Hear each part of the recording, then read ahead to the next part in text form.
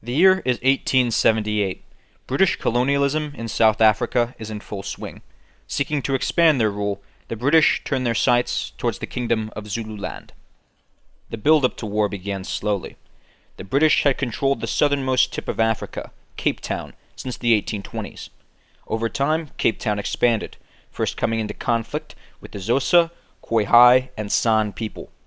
The British Commissioner of South Africa, Sir Brodel Freire, desired to create an African federation, absorbing many African tribes and peoples into a single nation under British rule, a federation that the large and militant Zulu would never accept. In addition to the dream of federation, the neighboring British allies, the Boer, had laid claim to a large chunk of the land the Zulu controlled. Lastly, the recent discovery of diamond wealth in Natal necessitated more laborers. The Zulu were numerous, and if they could be convinced to work the mines, would bring significant wealth to the British. As such, the British marched to war with three objectives. 1. Destroy the kingdom of Zululand, absorbing their lands and sending a strong message of the consequences of resisting British Federation. 2. Support Boer claims on Zulu land, ensuring the British allies held the land. 3.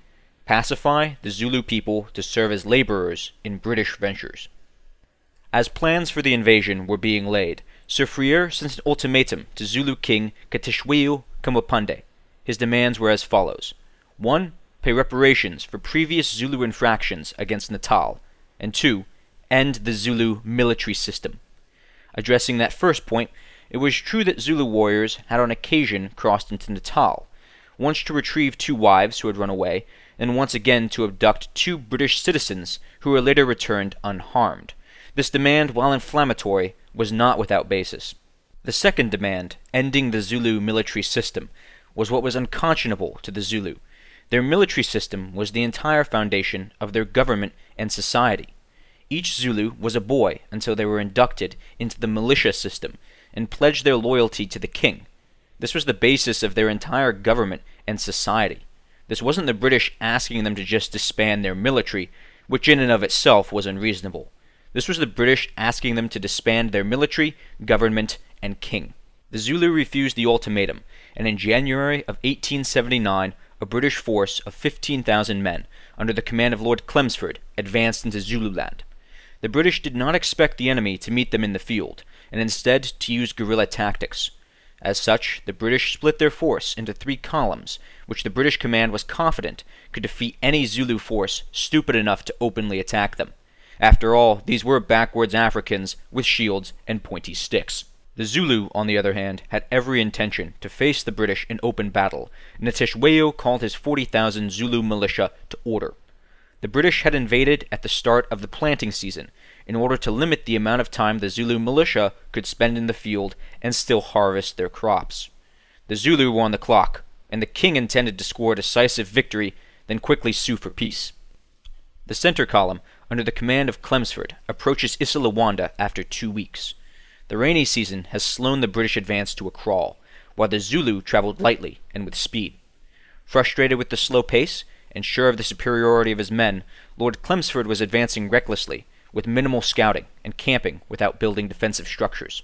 The Zulu, on the other hand, advanced in 2 columns to prevent the entire force being ambushed, and extensively used scouts, backed up by 100 to 200 strong warrior groups. These groups were tasked with keeping the Zulu movement secret, and would engage and kill any interlopers the Zulu scouts discovered before their location could be reported to the enemy command. The British arrived and camped at the base of Isandlwana, less than 10 miles inside of Zululand. They were unaware a massive Zulu force was camped just 7 miles away. Arriving at Isandlwana were almost 3,500 British. Of those, only half, 1,800 men, would participate in the battle. 800 regulars, and roughly 1,000 colonial and native militia, a mix of ill-equipped infantry and mounted cavalry. They also had an artillery detachment consisting of 2 7-pound guns and a rocket battery. The Zulu had almost 20,000 infantry concealed in the hills. As the British moved, they were watched by Zulu scouts in the surrounding hills. These scouts did not go unnoticed, and units of Natal Auxiliary were sent out to scout the surrounding areas. There, they met the Zulu warrior groups, and minor skirmishes broke out. Believing the Natals had met the vanguard of a Zulu force, Chelmsford took a full half of his men and gave chase. Command of the camp was assumed by Colonel Anthony Durnford, who arrived with reinforcements from Rorke's Drift. The Zulu warrior groups retreated away from their camp, drawing Chelmsford and half of the British force away from Isandlwana. Soon after, Natal scouts reported the presence of Zulu forces in the hills surrounding Isandlwana. However, the British believed this to be a force of just 4,000 men, and the Zulu warriors successfully screened the main force hidden behind the hills. The British thought this force was maneuvering to flank Chelmsford, and Durnford took a force of cavalry and the artillery battery to root them out, leaving Lieutenant Colonel Pauline in command of the camp. Meanwhile, the Zulu were waiting. They sent a force to outflank Isandlwana and intended to attack the following day. The British cavalry, however, chased the Zulu scouts back into their camp, thus discovering that there were not 4,000 Zulu hidden in the mountain, as they had thought, but really 20,000. With their force discovered, the order to charge was given, and the Zulu surged towards the British. The Zulu charge quickly became uncontrollable as they rushed down the hills towards the British camp. They weren't expecting any action until tomorrow, and weren't prepared to attack. However, the Zulu were disciplined, and independently formed into the standard Zulu attack formation, with a large body of men directly attacking, while the horns spread to encircle the enemy. The surprised British cavalry took up a skirmishing formation, and kept the Zulu at bay with rifle fire. However, their retreat quickly outpaced their rocket battery, which was overrun. Back at camp, Pauline took defensive measures. He ordered the hill reinforced, the cannons brought up to a firing position, and a line of battle formed. As the Zulu body of 10,000 men crested the ridge across the valley, the British suddenly realized, oh shit, we've made a huge mistake. On the ridge, the Zulu left horn moved to seize the high ground and outflank their enemy. At this point, much of the Natal auxiliary fled, and I can't say I blame them. Many didn't have rifles, and fighting hand-to-hand against Zulu warriors who outnumbered you 20-1 is not a winning prospect. The British men holding the hill beat a fighting retreat and met reinforcements at the base. In the center, the Zulu were forced to take shelter from British fire either in dried riverbeds or against the ground. Several Zulu regiments were pinned behind small hills due to the cannon fire. Cannons in this age were not the crude ball throwers of the American Revolutionary War. They were rifled, long-range weapons with explosive shells. On the right, the cavalry regrouped on the banks of a dried riverbed and used the natural barrier to cut down the Zulu. The British, it seemed, were winning, and their morale was high, until everything went south. The cavalry were now running low on ammunition and can't hold without resupply. They mount up and rush back to camp. Seeing the British right retreating, the chiefs commanding the Zulu chest urged their men onwards. There are simply too many Zulu for the British to repel, and their right is undefended.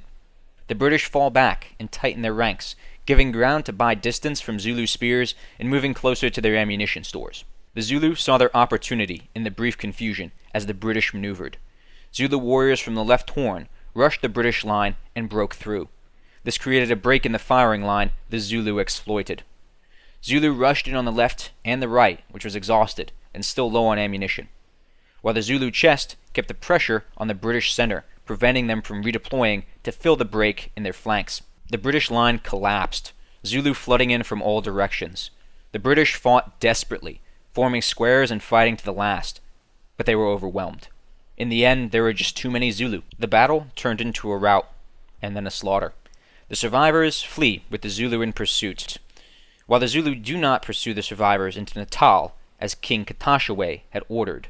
The 4,000-man strong reserve disobeys their king, crossing into Natal and attacking the mission at Rorke's Drift. But that battle is a story for a different day. The British force was almost entirely destroyed, with only 60 of the 800 British escaping and nearly 500 of their Natal auxiliary killed. The Zulu suffered roughly the same. Britain was shocked by this loss. Almost 1,000 of their highly trained sons, soldiers of the world's only superpower, had been killed by angry villagers with sharp sticks. Paradoxically, Isandlwana sealed the fate of the Zulu nation. Freer had not received permission from the British government to instigate this war. It was a surprise to the British government and people, and they were not happy. However, the defeat to British pride had to be answered. Spear-wielding Africans simply could not defeat the world's only superpower. The war would drag on for another 5 months, but in the end the Zulu were defeated, their kingdom divided, and King Katashweo exiled. Chelmsford would never again command an army in the field. Back in Britain, the British leadership did everything they could to explain away this defeat. British media emphasized the importance of the Battle of Rorke's Drift, which was insignificant compared to Isandlwana, but a British victory. The British leadership also circulated some misinformation, some of which I've seen repeated as true even today. The most common was that the British couldn't access their ammunition. The British at the time stored ammunition in large crates secured by copper bands. The lie goes that the British couldn't undo the bands to access their ammunition quickly enough due to a shortage of screwdrivers or incompetent quartermasters or some other nonsense. In actuality, the ammunition could be accessed by a sliding door secured by a single screw, and this could be easily smashed open if needed. This lie is disproven by the lids of ammunition cases found scattered throughout the British lines, and that no first-hand accounts, either British or Zulu, state that there was a break in the firing.